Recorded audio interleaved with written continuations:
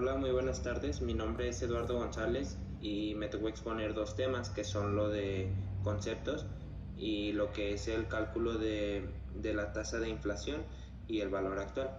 Los conceptos que voy a explicar es la inflación, la perspectiva monetarista, la perspectiva estructural y la curva de Phillips. Bueno, vamos a comenzar por la inflación. La inflación es un proceso económico provocado por el desequilibrio ya existente entre la producción y la demanda que existe en un país, causando una subida continua de los precios de la mayor parte de los productos y de servicios y una pérdida del valor dinero para poder adquirir o hacer uso sobre ellos.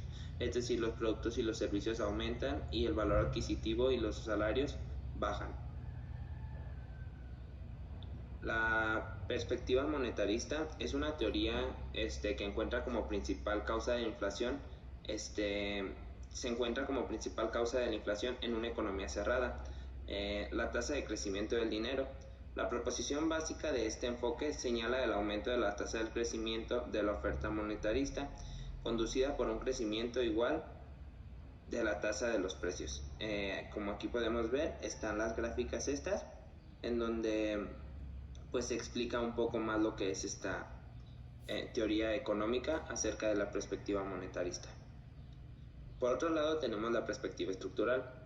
La inflación estructural, en inglés built-in inflation o inflación incorporada, es un concepto económico que se refiere a un tipo de inflación que resulta de eventos pasados y persiste en el presente, por lo que también se hace denominar inflación resaca, es decir, es algo que tiene consecuencias después de algún hecho o de algún periodo. Fue creada en base al análisis económico e institucional de sus propios países. Surgió entonces en torno a una organización que estaba en ese entonces, que era la CEPAL, un movimiento teórico crítico. Bueno, la curva de Phillips es una representación gráfica que muestra la relación entre el desempleo y la inflación. Establece que un aumento de desempleo reduce la inflación y viceversa, es decir, cuando el desempleo aumenta, reduce la inflación, cuando la inflación aumenta, reduce el desempleo. La disminución de desempleo se asocia con una mayor disminución, con una mayor inflación, es decir, entre menos desempleo hay, más inflación hay, entre más desempleo hay, menos inflación hay. Y aquí tenemos una grafiquita que nos puede dejar un poquito más claro lo que es la curva de Phillips. Bueno, de otro de los temas que me tocaron fue un ejemplo de del cálculo de la inflación. Entonces, la tasa de inflación se calcula con INPC, que es la inflación,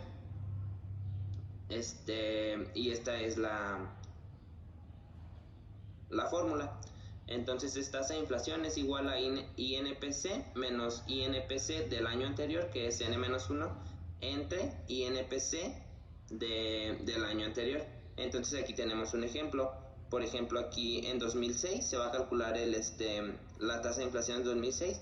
Entonces es 59.1, que es esto de aquí, menos 56.8, que es la inflación anterior.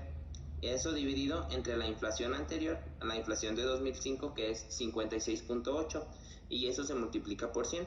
Entonces aquí nos da un total de 4.05. Igual en el de 2007 tenemos que la inflación de 2007 es de 61.2.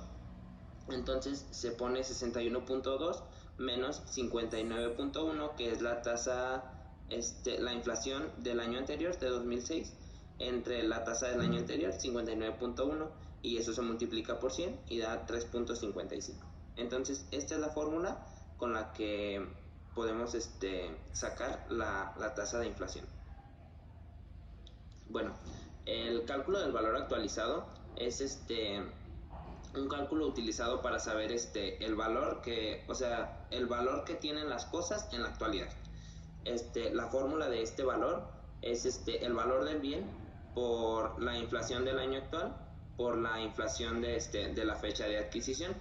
Entonces aquí tenemos unos datos de un ejemplo que nos brindó el maestro de clase, donde dice datos, valor del bien pues vale 345, se podría decir. Se adquirió el 8 de abril de 2015 y la fecha donde se quiere calcular el valor actualizado es el 27 de febrero de 2017. La inflación de abril de 2015 era de 116.345 y la del año actual, es decir, febrero, era de 125.318. Entonces el valor actualizado es igual a 345.000, que es el valor del bien, por la inflación del año actual, entre la inflación del año de la adquisición, y esto da un total que el valor del bien es de 371.607.80. Y bueno, pues por mi parte sería todo. Espero haya quedado claro el video y los temas que me tocaron. Muchas gracias.